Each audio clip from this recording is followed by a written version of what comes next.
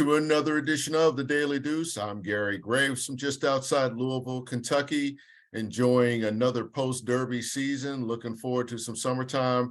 And in Maryland, my good friend, esteemed colleague, John Webster. How you doing, John? Gary, I'm doing good, man. Another great week in sports.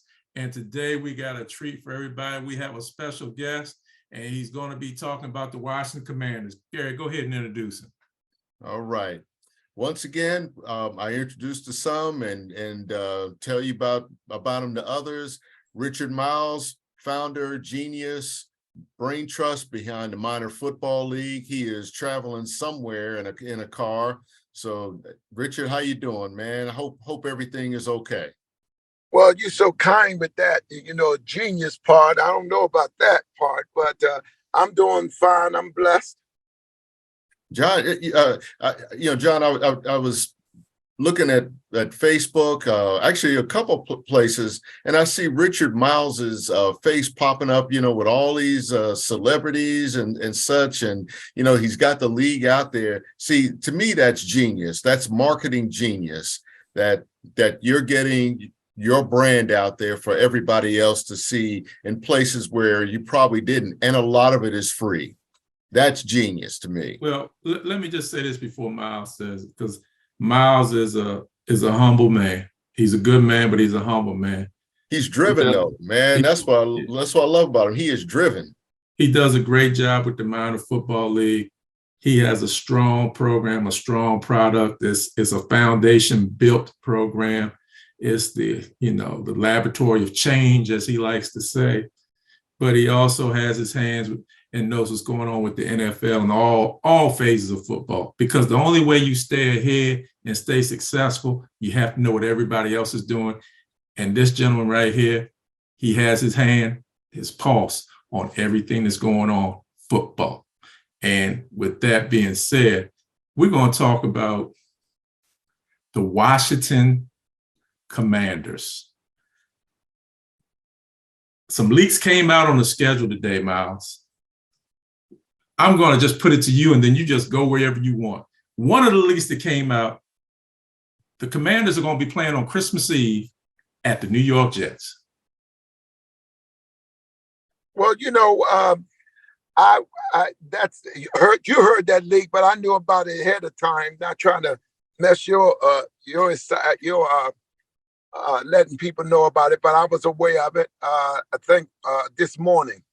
Mm-hmm. How do they do? Is that a win for the Commanders or a loss?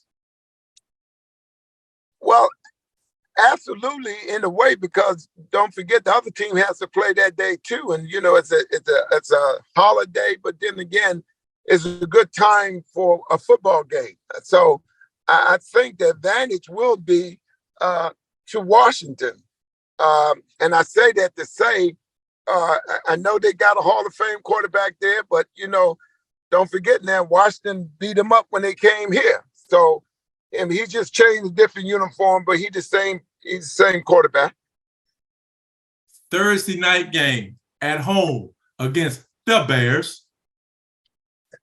Well, Washington will take that game too. Remember, we played very poorly against them. So we got it together now. We have an offensive coordinator that knows what he's doing. I'll give that to Washington too. And anybody think otherwise, it's just fooling themselves.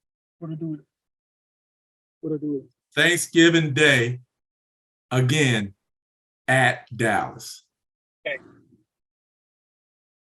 Well, as I stated earlier, we have an offensive coordinator now that knows what he's doing. Won 2 Super Bowls. Don't take that lightly. And then when you look at it, Dallas is the same old Dallas. We punched them in the mouth up here, and they'll do the same there. Remember, Washington's a better team than they were last season. So you think about that now. Why they talking about all the changes everybody else making? Don't think Washington was just sitting there not doing anything. Even the offensive line, we're going to fool you this year. So Washington right now is a dangerous team. And anybody overlook them going to be in trouble. My last leak, and then Gary, I'm sorry, jump on in here because I know you got some questions because Myles sounds like he thinks the Commanders going to the playoffs. That's how it sounds to me. Yeah. But I'm gonna have some last game questions of the about that season, too. last game of the season at home against the Cowboys. Well, when you look at it, remember now, there are no real home advantages. But in Washington case, I might sound like a broken record, but we have an offensive coordinator now, Mr. Webster, and don't take that lightly. What hurt the Washington team last year, we didn't have an offensive coordinator. What hurt them even more, it was too indecisiveness about their offense. And right now, I think these guys are, whether y'all know it or not, these guys are hungry. We made them, we should have been in the playoffs last year. Be honest, man. We should have been in the playoffs. You played somebody, they should have played Heineke, and they played somebody else. You know, and I know Washington should have won that game easily. But because, as Ron Rivera say, the coach, that was his decision. Okay, if that was your decision, you made a bad call. Jump on in, Gary. All right.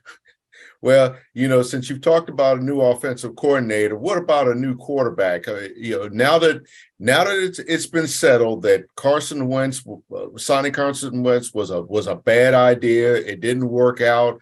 I don't know where he goes from there. As long as it's not in Washington, I think everybody will be happy. But at quarterback, how do you upgrade from that? Is that something you feel like will really, really help them in the short term, in one season? Or is it just one of those things they had nowhere to go but up from Wentz? Well, first of all, sir, I deserve all the criticism and bad call.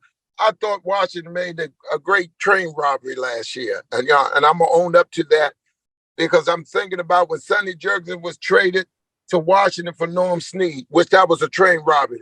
This right here was a train robbery, went bad, period. Went bad, just period. So I will own up to that, and I want y'all to get on me about it because Mr. Webster laughing, but he know I made that statement. But, I think this young man, I don't know, and I know you guys, you do your stats, this young man threw a lot of touchdowns in college. This young man was someone just waiting their turn, just like the kid up in with the 49ers. These kids can play now. They just need the opportunity. Now you got an offensive coordinator, know what they want to do. Their guys starting in OTAs and stuff. So I think give them the benefit of the doubt. I think we're a lot better now than we was last year because it's no pressure on this kid. We know what we got. We also know as collectively as an offense, and I keep using this, going back to offensive coordinator, it makes a difference. Now, if I'm wrong, you guys know your sports, it's my opinion. Yeah. Well, as far as Wentz is concerned, I mean, I wasn't on his bandwagon, but I felt like he still had something left in the tank. And of course, we know now that that wasn't the case. I don't know. It's kind of sad to watch a guy that went from really being on the brink of a Super Bowl to being hurt to being basically an afterthought, and now to being unemployed. But the league being what it is, that guys like that bounce around until it's pretty clear they don't have it anymore. And Ryan Fitzpatrick was another case. I do think they got something out of him. The problem is in losing Heineke, that's the thing that really concerns me about him, is that forget about the stats. That guy led this team. This guy just seemed to get something out of them that out of that offense that they didn't seem to have. They didn't even know that they had. And now he's gone. And I just wonder, how do you replace that glue guy that we always talk about in sports? Well, I mean, when you think about it, there never was any cohesiveness whatsoever with him. And when you say he's unemployed, I don't think millionaires you can say unemployed. Secondly, he got a Super Bowl ring. So that's something guys play all their lives. Good ball players go to all Pro Bowl and everything, still don't have that ring. So he achieved what he needed to do. He was a first round draft pick. He got paid there. He got paid. He won the Super Bowl. He went to a team. He went to the Colts. He got paid. He got paid with Washington. So he will get a job somewhere backing up somebody. And the next step, he'll be on broadcasting one of these ESPN channels or something. So I don't feel bad for him at all. I kind of say he did and accomplished what he wanted to do as far as football. It might not went out like he wanted to, but hey, I would take that any day, and I think you would too. Okay. Sam Howell, what do you like about him? Well, to be honest, the verdict is still, things are still out on him, but we can only go by what he's done. He looked good against Dallas, and that's an upgrade because if he would have done poorly, then we was really hurting to get a quarterback. But he looked good. He didn't look bad in that game. They kept him on a rope, and as you see, I think he could have done more. He did just enough, but he showed a lot of poise. He showed the fact that he belonged at the table. Give me an opportunity. I can show you more. But what he did show, I like. What about you? With a quarterback like him, having seen him in college, I still believe there's a huge upside with him. That that the ceiling is very high.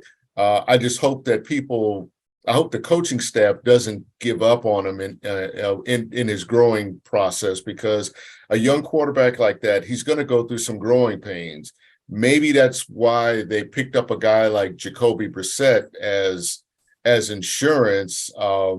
And he's a guy that it wouldn't surprise me if he stepped in there to play if Hal was struggling, but I hope that they don't yank him that fast if he is indeed the starter next year. Let me say two things on that. One, Myles, you mentioned the offensive coordinator coming in, Eric Bieniemy. What kind of difference can he make? And what he did at Kansas City, break it down for our audience. How is he going to help this situation? And the other thing I want to also mention is what Gary said about giving Hal a chance. Does Rivera have enough time to give Hal a chance? He's in a proving situation, if I'm not mistaken. He doesn't have a lot of time to let this kid prove it. If he ain't getting it done, you got to bring somebody else in. But go ahead, Myles, tell me what you think. Well, the answer to your first question, what's going to make the difference? 2 Super Bowl rings. You can't buy them in the store. 2 Super Bowl rings, okay? You don't find them laying around somewhere. You have to earn them. And I would say for years, Eric Bieniemy was a proven commodity, but because of the NFL stupid rules, the Rooney rules, the interview minority Black coaches, but interviewing them, saying just interview them, don't give them a job. We know that Eric Bieniemy is here because he's going to be the new head coach of the Washington team. First and foremost, remember, you got that from me. Secondly, Rivera, what he's doing, he's just really going through the motion in terms of he needs to get rid of the defensive coordinator. Terrible. Get rid of him. But as far as Eric Bieniemy, I always say, I said this a long time since you know me, Mr. Webster. Documentation be conversation. This man not here to tell you what he's going to do. This is what he already done. 2 rings now. And he had talent. Washington have so much talent here. That this team, if they'd have gotten the playoff, they could have went to the Super Bowl. Even when Heineken, we could have stuck in there.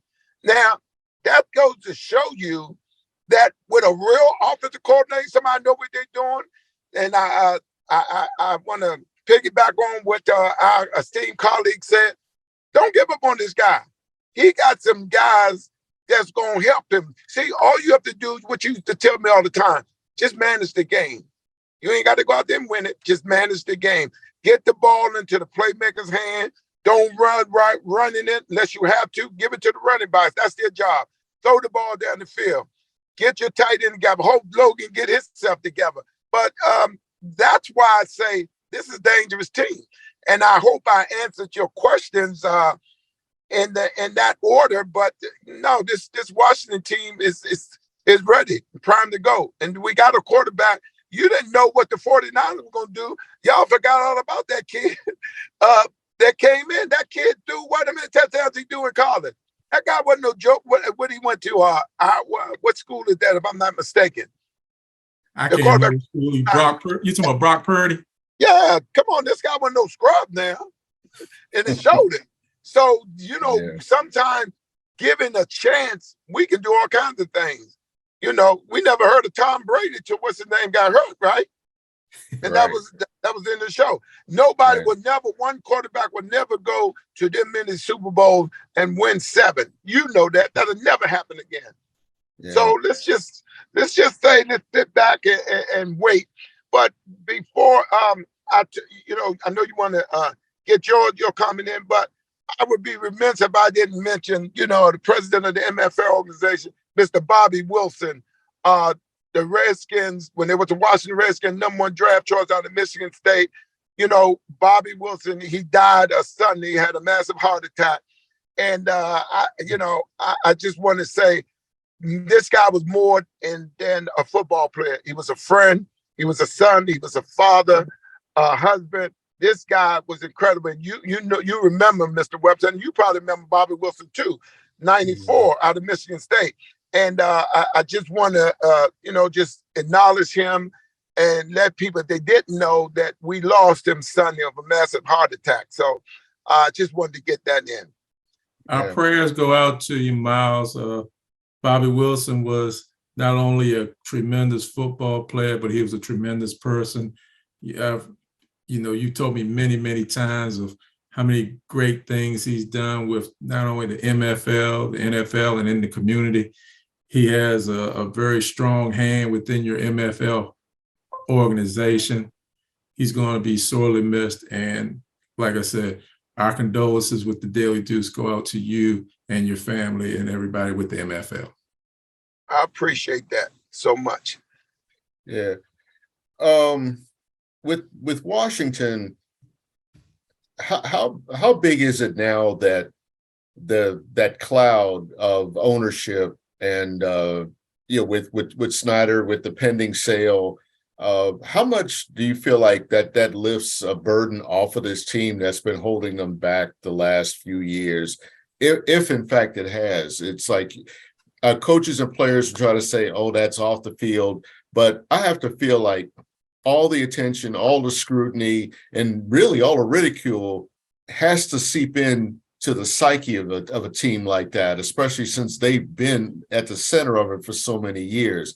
Now that seems to be on the way out with a pending owner, and like you said, even with Rivera possibly being on borrowed time, how much difference do you think that can make for this team?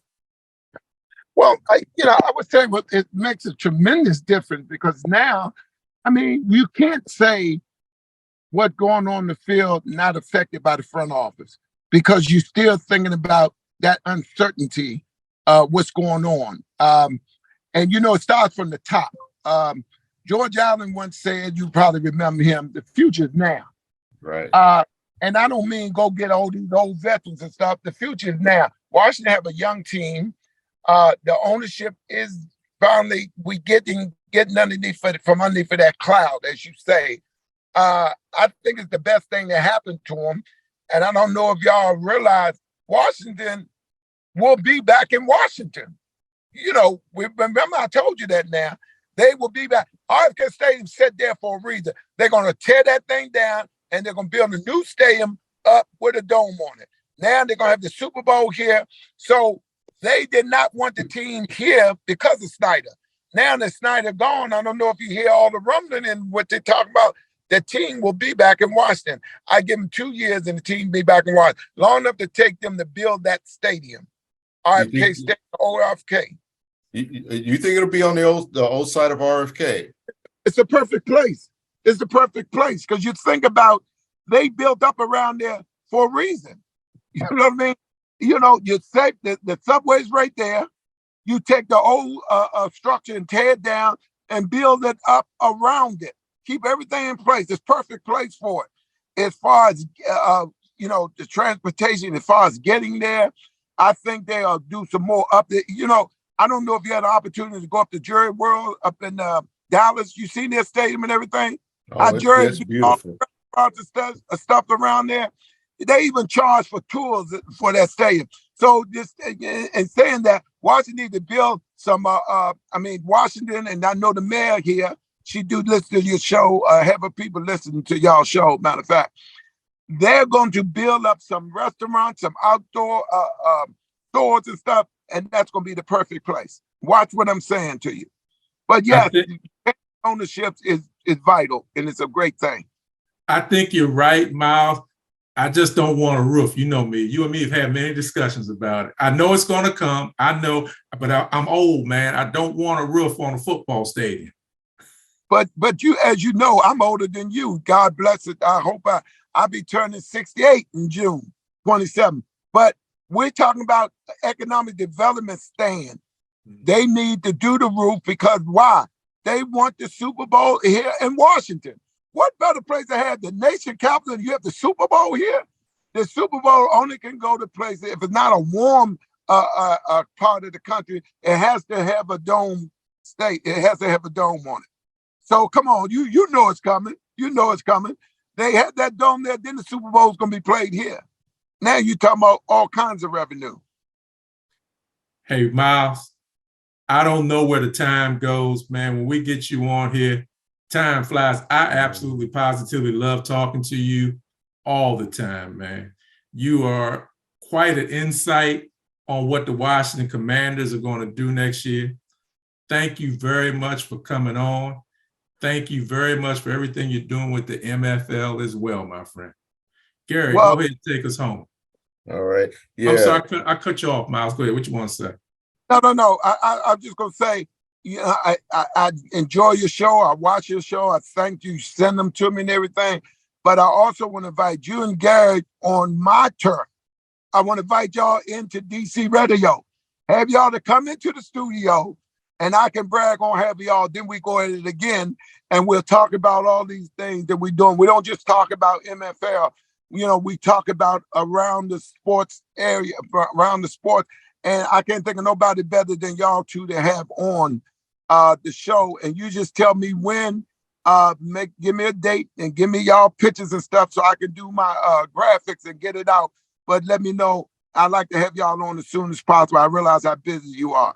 All right, I'm gonna make that happen. You know, I'll come home sooner than later for something like that. Just to meet up. It's been a lot of fun.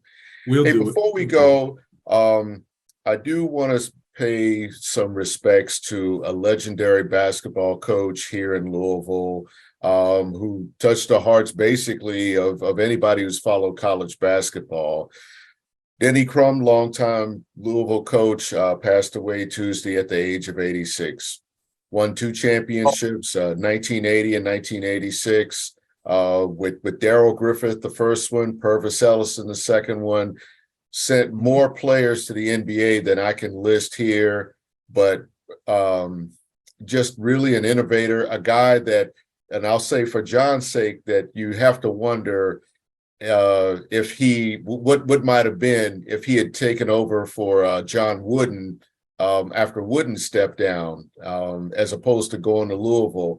But a legacy, a great guy. You know, they called him Cool Hand Luke because he just never seemed to lose his cool. And he really embraced a style that John Wooden didn't, in terms of, you know, that high-flying, dunking style. That's what made them one of the most exciting teams in particular to watch during his tenure. And, you know, God rest his soul, man. A fine man, excellent coach, and really a great groomer of young men. Yeah, but I'm here. Well, Folks, it's been great. Once again, we had another great show. We've had two fantastic guests in terms of talking about football and basketball. We want them back on here, but in the meantime, tell your friends, tell your family, tell anybody you know about us. We will be back. John, we're going to have a whole lot to talk about next week. Am I right? Absolutely, man. Another week coming up in sports that you won't believe. Hey, everybody, go check out some sports. Check out the Daily Deuce, and we'll see you again real soon. Take care.